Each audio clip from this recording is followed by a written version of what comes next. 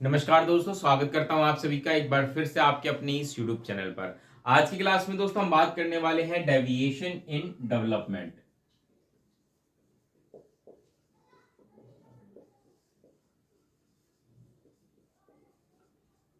Deviation को हम हिंदी में विचलन भी कहते हैं। तो आज हम पढ़ने वाले हैं डिटेल में। वीडियो थोड़ी लंबी हो सकती है बट हम डिटेल में बात करेंगे क्योंकि बहुत ही इंपॉर्टेंट टॉपिक है ये। तो क्या होता है डेविएशन, इसको समझेंगे। और एक कंसेप्ट, इसमें एक बहुत ही इंपॉर्टेंट कंसेप्ट आता है जिसको हम बोलते हैं डेवलपमेंट कोशेंट। अगर आपने इंटेलिजेंस वाला चैप्टर पढ़ा होगा कभी, तो उसमें एक कंसेप्ट होता है इंटेलिजेंट कोशेंट, या इमोशनल डेवलपमेंट में भी एक कंसेप्ट होता है इमोशनल कोशेंट। तो IQ EQ की तरह ही एक और कंसेप्ट आता है DQ, डेवलपमेंट कोशेंट, जिसके बारे में हम डिटेल में इस वीडियो में बात करेंगे। और कौन कौन से इंपॉर्टेंट डेविएशंस होते हैं या डेवलपमेंटल डिलेज होते हैं उस पर भी हम डिटेल में चर्चा करेंगे। तो चलिए वीडियो की शुरुआत करते हैं, लेकिन सबसे पहले हम ये समझते हैं कि आखिर डेविएशन होता क्या है। तो देखिए, अभी तक हमने डेवलपमेंट के ना बहुत सारे एस्पेक्ट्स पढ़े हैं, ठीक है। और हमने एक चीज देखी थी कि हर डेवलपमेंट जब डायमेंशन, जैसे कि कॉग्निटिव हो गया, फिजिकल हो गया, या सोशल हो गया, इमोशनल, इन सभी डेवलपमेंट्स को जब हम पढ़ रहे थे तो हमने ये देखा था कि हर स्टेज में कुछ ना कुछ डेवलपमेंटल माइलस्टोन्स होते हैं, ठीक है। कुछ ना कुछ डेवलपमेंटल माइलस्टोन्स होते हैं। माइलस्टोन्स का मतलब ये होता है कि भाई एक पर्टिकुलर एज में एक बच्चे में क्या क्या चीजें आ जानी चाहिए, उसको डेवलपमेंटल माइलस्टोन कह लीजिए, कहते हैं। इसी को एक और कंसेप्ट यहाँ पे यूज होता है जो कि हैविगस ने दिया था, डेवलपमेंटल टास्क। अगर आपको ध्यान हो, हमने डिटेल में बात की थी इस पे।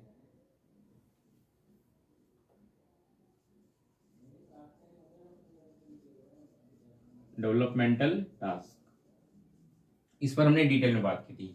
तो ये डेवलपमेंटल टास्क या जो डेवलपमेंटल माइलस्टोन की मैं बात कर रहा हूँ, ये क्या है? ये यही है कि दिखाता है कि कोई भी जो डेवलपमेंट होता है, चाहे फिजिकल, सोशल, इमोशनल, वो पर्टिकुलर एज में कितना होना चाहिए बच्चे में, इसको दर्शाता है ना। यानी कि डेवलपमेंट का अपना एक पैटर्न है, चाहे वो कोई सा भी एस्पेक्ट हो, इमोशनल, सोशल, कॉग्निटिव, ये सभी का अपना एक डेवलपमेंटल पैटर्न होता है। और बच्चा जनरली जब इस डेवलपमेंटल प्रोसेस से गुजरता है तो उस पैटर्न को फॉलो करते हुए जाता है, ठीक है। फॉर एग्जाम्पल मान के चलिए, मैं एक लाइन यहाँ पे खींच देता हूँ, और ये जो लाइन है, ये लाइन दिखाती है कि बच्चे का डेवलपमेंटल पैटर्न, कि बच्चा जब डेवलपमेंटल प्रोसेस से गुजरेगा तो इस डेवलपमेंटल पैटर्न को फॉलो करते हुए जाएगा, ठीक है। इस डेवलपमेंटल पैटर्न को फॉलो करते हुए जाएगा। इसको हम कह सकते लिख सकते हैं डेवलपमेंटल पैटर्न।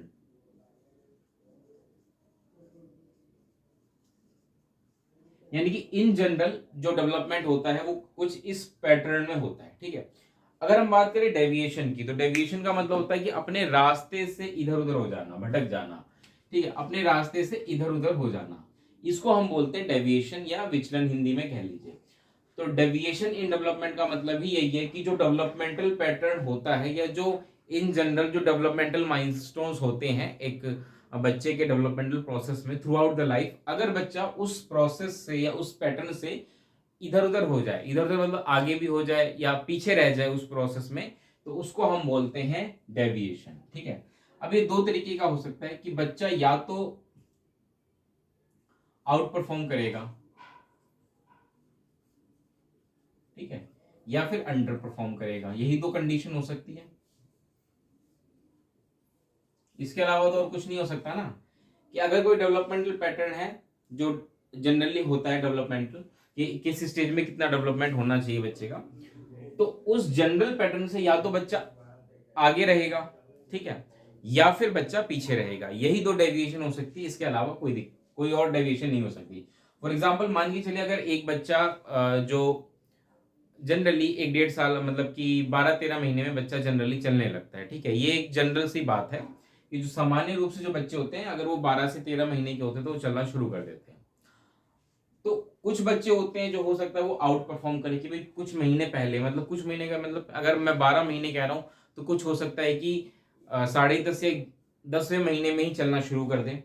इसको हम बोलेंगे आउट परफॉर्म, कि बच्चा बहुत पहले ही उस चीज को अचीव कर रहा है। और दूसरा है अंडर परफॉर्म, कि मतलब बच्चा उस चीज को बहुत लेट कर रहा है अचीव। मतलब अगर 12 13 महीने में करना चाहिए तो वो उसको 14 15 महीने में जाकर के उस माइलस्टोन को अचीव कर रहा है। कि चलने वाला जो प्रोसेस है वो 14-15 महीने में जाकर के पूरा हो रहा है, तो इसको हम बोलते हैं अंडर परफॉर्मेंस। ठीक है, अगर बच्चा आउट परफॉर्म कर रहा है तो जनरली उसमें कोई दिक्कत वाली बात नहीं होती है ना, कि मान के चलिए अगर कोई बच्चा है जो समय से पहले बोलना शुरू कर दे तो उसमें क्या दिक्कत है, वो तो और अच्छी बात है ना। या अगर बच्चा जो कॉम्प्लेक्स कंसेप्ट होते हैं, एब्स्ट्रैक्ट थिंकिंग हो गई या बाकी चीजें हो गई, उनको पहले ही से ही समझना शुरू कर दे। एक छठी क्लास का बच्चा अगर 10वीं क्लास के मैथ सॉल्व कर रहा है तो उसमें दिक्कत क्या है, वो दिखाता है कि बच्चा आउट परफॉर्म कर रहा है, अच्छा परफॉर्म कर रहा है, ठीक है, जो होनी चाहिए उससे भी बेहतर परफॉर्म कर रहा है, इसको हम बोलते हैं, इसमें कोई दिक्कत वाली बात नहीं होती है। दिक्कत वाली बात कहाँ होती है, जब बच्चा अंडर परफॉर्म करता है, और इसी को एक कंसेप्ट बोला जाता है डेवलपमेंटल डिले। ये डेवलपमेंट डिले कह लीजिए, एक ही बात है। ठीक है, चिंता की बात ये होती है हमारे लिए कि बच्चा अंडर परफॉर्म ना करे, क्योंकि अगर बच्चा अंडर परफॉर्म करेगा तो वो दिक्कत वाली बात होती है। तो यहां पर उम्मीद है आप समझ गए होंगे दोनों ही कंसेप्ट की, एक आउट परफॉर्म का और एक अंडर परफॉर्म का है। ठीक है, डेविएशन का मतलब सिंपल सा यही है कि बच्चा या तो आउट परफॉर्म कर रहा है या अंडर परफॉर्म कर रहा है। और अगर मैं आपको आज जो भी कुछ पढ़ा रहा हूं तो सब उन सब में मैं मेनली अंडर परफॉर्मेंस वाली ही बात करूंगा कि बच्चा किस प्रकार से पीछे रह जाता है। ठीक है, क्योंकि ये हमारे लिए इतना कंसर्न वाली बात नहीं होती कि बच्चा बहुत अच्छा परफॉर्म कर रहा है तो चिंता वाली बात है, नहीं। लेकिन बच्चा अंडर परफॉर्म ना करे, बच्चा एवरेज करे तो भी ठीक है, लेकिन बच्चा अंडर परफॉर्म ना करे, तो इसी पर आज हम डिटेल में बात करेंगे। तो जो ये डेविएशन है ना डेवलपमेंट का, ये दो तरीके का हो सकता है, ध्यान से सुन लीजिए इस बात को।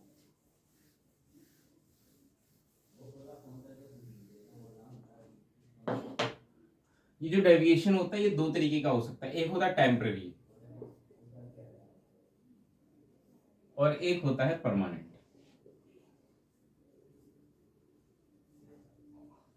टेम्पररी तो मतलब हुआ कि भाई कुछ समय के लिए है, और परमानेंट का मतलब हमेशा के लिए है। ठीक है, आपने देखा होगा बहुत सारे बच्चे ऐसे होते हैं जो शुरुआत में हो सकता है कि बहुत स्लो स्टार्टर हो, मतलब जैसे अगर हम बात करें स्पीकिंग स्किल की, तो बच्चा हो सकता है कि कुछ बच्चे बहुत देर से बोलना शुरू करते हो तो वो स्लो स्टार्टर हो गए।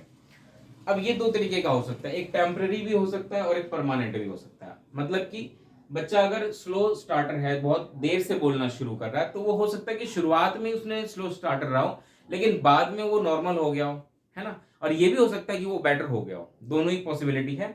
तो ये टेम्पररी कंडीशन है कि कोई दिक्कत वाली बात नहीं है, स्टार्टिंग में स्लो मतलब स्लो था, उसके बाद वो नॉर्मल हो गया।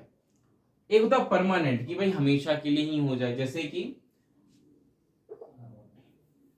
मान के चलिए मूवमेंट को लेकर के करते हैं, जैसे हम बात करें चलने को लेकर के। ठीक है, तो अगर बच्चा जनरली 12-13 महीने का बच्चा चलना शुरू कर देता है, लेकिन अगर कोई देर से चलना शुरू कर रहा है, 14-15 महीने में चलना शुरू कर रहा है, और ये जो डिले है ये आगे भी कंटिन्यू रहती है। ठीक है, आगे भी कंटिन्यू रहती है कि बच्चा चल तो रहा है लेकिन ठीक से नहीं चल रहा है। ठीक है, या उसकी जो मसल्स है वो वीक हो गई हैं, जिसको कि हम हाइपोटोन भी कहते हैं, कंडीशन होती है हाइपोटोन, अभी हम पढ़ेंगे हाइपोटोनिक, तो उसमें आप समझेंगे कि कैसे वीक मसल्स होती हैं। तो ये कंडीशन हो सकती है जिसको हम बोलते हैं परमानेंट। तो यहाँ पे अगर आप देखें तो डेवलपमेंटल डिले दो तरीके का हो सकता है, एक टेम्पररी और एक परमानेंट, लेकिन इससे परेशान होने की जरूरत नहीं है। लेकिन अगर आपको ये बात चीजें पता चल जाए समय पर तो हाँ, उस हिसाब से डॉक्टर से डायग्नोस आपको करवाना पड़ता है, उससे के अनुसार ट्रीटमेंट या जो भी चीजें होती हैं वो बच्चे को देनी पड़ती हैं। अब प्रॉब्लम क्या होता है कि जो हम बात करें ना डेविएशन की, इसको लेकर के कोई एग्जैक्ट क्राइटेरिया नहीं है कि कब तय होगा कि बच्चा डिले कर रहा है। ठीक है, बच्चा डेवलपमेंट में डिले कर रहा है, ये कैसे तय होगा, कब तय होगा, इसको लेकर के कोई क्लियर गाइडलाइंस या कुछ क्लियर इंस्ट्रक्शंस नहीं होती हैं। फॉर एग्जांपल अगर मान के चलिए बच्चा स्पीकिंग में, बोलने में बहुत डिले कर रहा है, तो ये हम कैसे तय करें। शुरुआत में हो सकता है स्लो स्टार्टर हो, लेकिन उसके बाद, क्योंकि हमें सारे डेवलपमेंटल माइलस्टोन इन जनरल पता नहीं होते पेरेंट्स को, या जो हमने डेवलपमेंटल टास्क पढ़ा है वो भी, तो इसीलिए एक क्लियर कुछ पता नहीं होता हमें कि बच्चा मतलब डेविएशन में है या डिले कर रहा है। तो स्टार्टिंग में दिक्कत होती है, ठीक है, कि भाई पता लगाने में कि बच्चा डेविएशन में है या नॉर्मल है, ये हमें दिक्कत होती है। दूसरी चीज ये होती है कि अगर आप देखिए डेवलपमेंट के ना बहुत सारे एस्पेक्ट्स होते हैं, जैसे सोशल, इमोशनल, कॉग्निटिव, फिजिकल। ठीक है, तो हर एक एस्पेक्ट्स में अगर आप देखें तो किसी में बच्चा अंडर परफॉर्म करेगा, किसी में बच्चा एवरेज करेगा और किसी में बच्चा आउट परफॉर्म करेगा। तो ये चीजें भी हमें देखने को मिलती है, और इस वजह से क्या होता है कि ये आपस में इंटर रिलेटेड होती है ना, तो कभी कभी हम इस चीज को आइडेंटिफाई नहीं कर पाते कि बच्चा किस में आउट परफॉर्म कर रहा है, किस में अंडर परफॉर्म कर रहा है। तो इसलिए क्लियर कट कुछ नहीं होता, हाँ, बट ये है कि परमानेंट टाइप की जो होती है, जैसे कि सेरेब्रल पॉलिसी हो गई या ड्वार्फिज्म हो गया, ये कुछ तरीके के डेवलपमेंटल डिले हैं जो हम देख सकते हैं। ठीक है, तो इन पर हम डिटेल में बात करेंगे एक एक करके। इसमें बहुत सारे डेवलपमेंटल डिलेज हैं जो कि आज हमें पढ़ना है। तो डेवलपमेंटल डिले तो आपने पढ़ ही लिया होगा, डेवलपमेंट डिले। ठीक है, अब देखिए डेवलपमेंटल डिले क्या होता है, तो आप समझ गए कि जो डेवलपमेंट पैटर्न बच्चा है जिसको फॉलो करना है, अगर उसमें वो बच्चा पीछे रह जा रहा है, ठीक है, कि एक एज में जितना डेवलपमेंट होना चाहिए उतना नहीं हो रहा, उसमें पीछे रह जा रहा है, तो डेवलपमेंट डिले होता है। अब जनरली एक कंसेप्ट आता है डेवलपमेंट क्वोशंट का, इसी में एक कंसेप्ट आता है डेवलपमेंट क्वोशंट का, जिसको आप शॉर्ट में DQ कह सकते हैं, DQ। अब ये भी एक तरीके का फॉर्मूला होता है जिसमें कि आपको DQ निकालना होता है। इसमें generally developmental as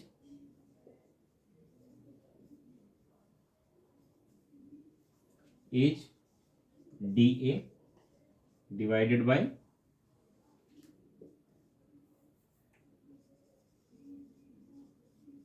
chronological age यानी कि CA, और उसके बाद मल्टीप्लाई करना होता है इसको 100 से। ये एक तरीका होता है डेवलपमेंट क्वोशंट निकालने का। उदाहरण के लिए मैं आपको समझाने की कोशिश करता हूँ। फॉर एग्जांपल मान के चलिए, अगर हम बात करें कॉग्निटिव के एस्पेक्ट में ही ले लेते हैं।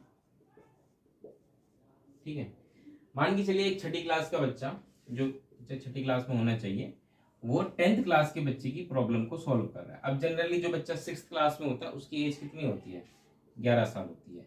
वहीं जो बच्चा 10th में होता है उसकी एज जनरली 15 साल होती है। ठीक है, यानी कि अगर हम बात करें कि बच्चा वैसे तो 11 साल का है, लेकिन वो 15 साल के बच्चे के बराबर की प्रॉब्लम को सॉल्व कर पा रहा है। ठीक है, तो यहाँ पे अगर मैं बात करूं कि डेवलपमेंटल एज क्या हुआ, 15 हुआ। ठीक है, वहीं क्रोनोलॉजिकल एज कितना हो गया, 11, और इसको फिर आप मल्टीप्लाई कर देंगे 100 से, तो हमारा डेवलपमेंट क्वोशंट जो है निकल के आ जाएगा। तो ये एक एग्जांपल हो गया कॉग्निटिव का। इसी प्रकार से सोशल का भी हम निकालते हैं। ठीक है, सोशल में मान के चलिए कि कोई व्यक्ति है, कोई बच्चा है जिसकी उम्र मान के चलते हैं हम 10 साल है। ठीक है, लेकिन उसकी जो कम्युनिकेशन स्किल है या जो सोशल स्किल्स है, जिस प्रकार से लोगों से मिलता जुलता है, बातचीत करता है, उसको देख करके ऐसा लगता है कि जैसे वो एक 15 साल का या 16 साल का बच्चा हो। ठीक है, जनरली मान के चलिए, या आप इसको कुछ दूसरे तरीके से लीजिए कि भाई कम ले लेते हैं कि भाई 10 साल का है लेकिन वो 5 साल के बच्चे की तरह व्यवहार करता है। ठीक है, उसकी सोशल स्किल ऐसी है। तो यहाँ पे अगर आप देखेंगे तो यहाँ पे डेवलपमेंटल एज कितनी होगी, 5 साल हो गई। वही अगर हम बात करें सोशल क्रोनोलॉजिकल एज कितनी हो गई, 10 साल। क्रोनोलॉजिकल एज का मतलब होता है जो उसकी एक्चुअल एज है, उसको हम क्रोनोलॉजिकल एज कहते हैं। वही डेवलपमेंटल एज मतलब कि कितना उसकी एज होनी चाहिए, उसको हम बोलते हैं डेवलपमेंटल एज। तो यहाँ पे जैसे कि मैंने कहा कि भाई एक 10 साल का बच्चा है बट वो 5 साल के बच्चे की तरह व्यवहार करता है, तो उसका जो डेवलपमेंटल एज है वो 5 साल हो गया, क्रोनोलॉजिकल एज 10 साल हो गई, और उसके बाद उसको आप 100 से मल्टीप्लाई कर दीजिए। ठीक है, तो ये जो निकल के आएगा ये डेवलपमेंटल क्वोशंट यहाँ से निकल के आएगा।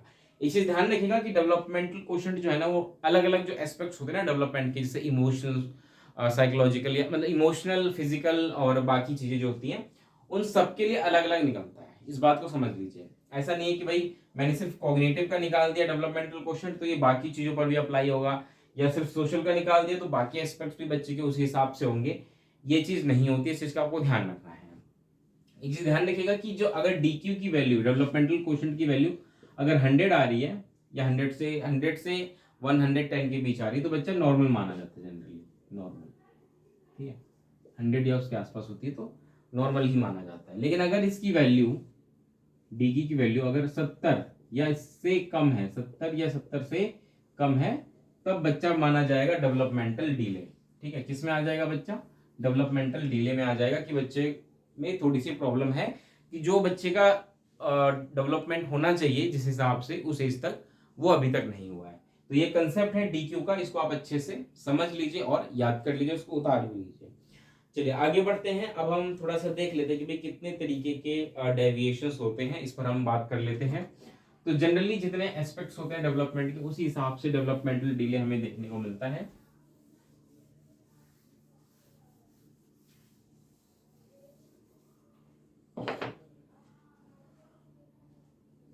अगर हम बात करें टाइप्स की, तो इसमें पहला हो जाएगा फिजिकल।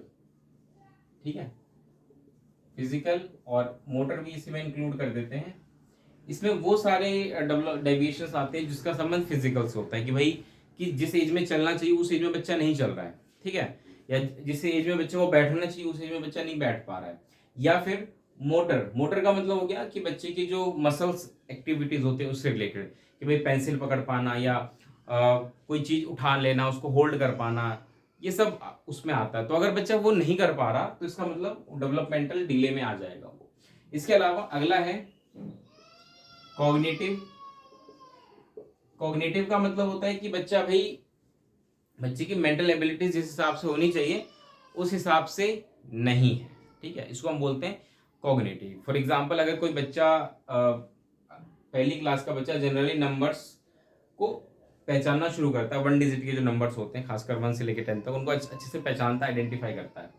ठीक है, अगर मान के चलिए ये 5वीं क्लास का बच्चा नहीं कर पा रहा, मतलब पहली क्लास का बच्चा आइडेंटिफाई करता है लेकिन 5वीं क्लास का नहीं कर पा रहा, तो यहाँ पे दिक्कत किसके साथ है? बच्चे के साथ है। कि भाई ऐसा क्यों है कि बच्चा इतना क्यों पिछड़ गया है कि 5वीं क्लास का बच्चा नंबर्स को क्यों नहीं आइडेंटिफाई कर रहा है। ठीक है, तो इसी प्रकार से और भी बहुत सारे मेंटल एबिलिटीज होती हैं कॉग्निटिव में, जैसे कि कंपैरिजन करना या एनालिसिस करना। ठीक है, या डिफ्रेंशिएट कर पाना, ये चीज़ों को ऑर्गेनाइज कर पाना उनके असेंडिंग डिसेंडिंग ऑर्डर में, हाइट के अनुसार, साइज के अनुसार, ये सब चीज़ें आ जाती हैं कॉग्निटिव से जुड़ी हुई हैं। और बच्चा अगर ये सारी चीज़ें नहीं कर पा रहा है तो यहाँ पे वो कॉग्निटिव में आ जाएगा कि ये भाई एक तरीके का जो डेवलपमेंटल डिले है जिसका संबंध कॉग्निटिव से है। ठीक है, या इसमें आप ये कह सकते हैं इंटेलेक्चुअल जो हो जाता है, इंटेलेक्चुअल इसी में आ जाएगा। ठीक है, अगला है लैंग्वेज। ठीक है, लैंग्वेज में क्या आ जाता है? लैंग्वेज में जनरली बोलने से संबंधित जो चीजें हैं वो आती है कि कुछ बच्चे होते हैं ना बहुत देर से बोलते हैं, या कुछ होते हैं जो बोलते समय स्टेमरिंग करते हैं या रिपीटिशन करते हैं, तो एक तरीके का ये डेवलपमेंटल डिले आ जाता है लैंग्वेज से रिलेटेड, कि भाई बोलने से संबंधित बच्चों को दिक्कत है। ठीक है, बाकी अगर अभी हम आगे भी पढ़ेंगे जैसे कि डिसलेक्सिया, डिस्कैल्कुलिया, ये भी कुछ एक प्रकार की लर्निंग डिसेबिलिटीज है जो कि डेवलपमेंटल डिलेज के अंदर ही आती है। ठीक है, तो ये सारी चीजें हो गई। अब एक और रह गया लास्ट जो अब हम बात करेंगे डिटेल में, वो है सोशल एंड इमोशनल।